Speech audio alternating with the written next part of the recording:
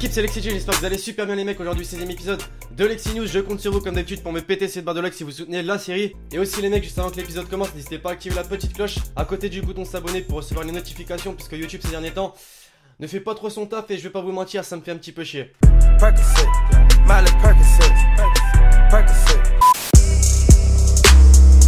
Merci. Je vais créer. Merci.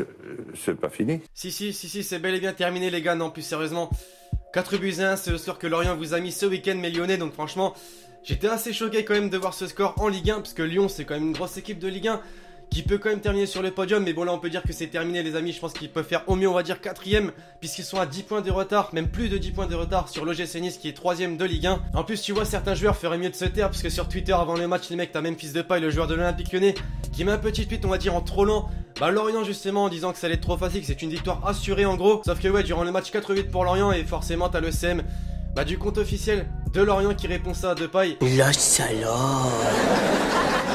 Comme quoi il faut se méfier quand même des plus petites équipes en Ligue 1, puisque parfois ils sont capables de faire des petits exploits comme ça.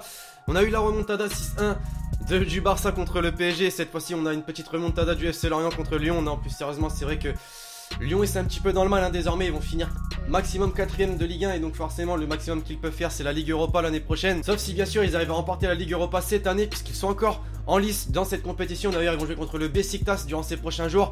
Dites-moi votre pronostic d'ailleurs les Lyonnais dans les commentaires, et même pour les supporters des autres clubs, ça serait intéressant d'avoir votre avis. Bref, on va parler d'un autre match qu'il y a eu en Ligue 1 ce week-end, donc PSG contre Guingamp, 4 buts à 0 qu'a mis le PSG à Guingamp. Donc ils ont tenu pendant pas mal de temps quand même, sauf qu'après il y a eu la rentrée de Pastore. Et là franchement ça fait très mal à Guingamp qui s'est pris 4 buts directement dans la foulée. Donc il y a encore une chance pour le PSG de remporter le championnat de Ligue 1, puisqu'ils sont à seulement 3 points de l'AS Monaco qui en a 74 il me semble, ouais c'est bien ça. D'ailleurs en ayant parlé des CM, des comptes officiels de clubs sur Twitter, les mecs, et Guingamp ont mis un truc durant le match qui m'a beaucoup fait rire, voilà, je vais pas vous mentir. T'as Cavani qui a mis un but, et là t'as le CM de Guingamp qui sort ça. Donc Cavani, tu mets des buts contre nous mais tu mets pas des buts contre le FC Barcelone. Donc voilà, c'est un petit peu du troll, on va pas se mentir, parce que Cavani c'est quand même un super joueur cette année, le meilleur selon moi et bien du PSG. D'ailleurs c'est le meilleur buteur en Europe il me semble, devant des Lionel Messi etc, puisqu'il a 48 buts je crois. Donc comme quoi beaucoup critiqué en début de saison notamment, et les dernières années, tu vois ce que je veux dire, puisqu'il mettait pas beaucoup de buts. Et là il montre son vrai niveau, donc ça fait plutôt plaisir quand même. Bref, on va continuer de parler du Paris Saint-Germain les amis, mais cette fois-ci de l'entraîneur Unai Emery, puisque ces derniers jours les mecs, la AS Roma a fait savoir qu'ils étaient très intéressés par cet entraîneur, mais également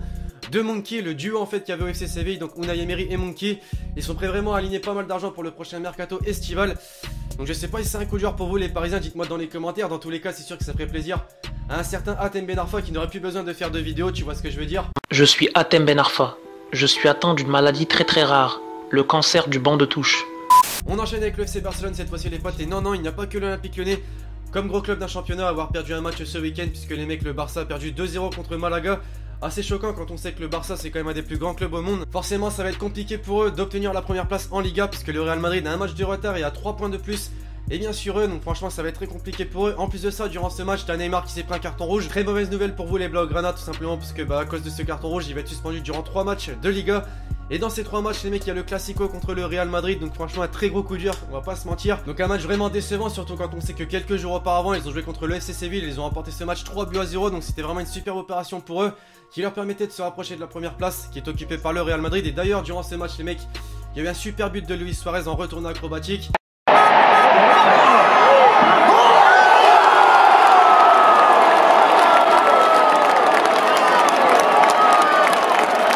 On poursuit les gars cette fois-ci avec Cristiano Ronaldo, puisque c'est vrai qu'on entend beaucoup parler de lui ces derniers jours, comme quoi il pètera un câble au sein du club, notamment avec les rumeurs de transfert qui circulent dans les médias, et notamment puisque Zidane est fortement intéressé par des joueurs comme Eden Hazard ou encore des Antoine Griezmann. Et apparemment si ces joueurs viendraient dans le club, et Ronaldo menacerait carrément le Real Madrid de quitter le club. En gros voilà, il ne veut pas partager entre guillemets sa couronne de vedette on va dire, puisqu'au sein du club c'est vraiment de lui qu'on entend le plus parler. D'ailleurs Gareth Bale au sein du club il en a vraiment marre de Ronaldo à cause de ça justement, donc il va peut-être partir durant le mercato estival 2017. Dans tous les cas assez étonnant que le joueur portugais menace de partir, surtout que c'est un joueur qui aura vraiment marqué l'histoire de ce club et qui est vraiment indispensable au sein du club espagnol. Bon, c'est vrai que les matchs internationaux de ces derniers jours sont déjà terminés, voilà, il y avait des matchs amicaux et également des matchs pour la qualification à la Coupe du Monde 2018, mais je me devais forcément de parler de ça les mecs, tout simplement durant ces derniers jours.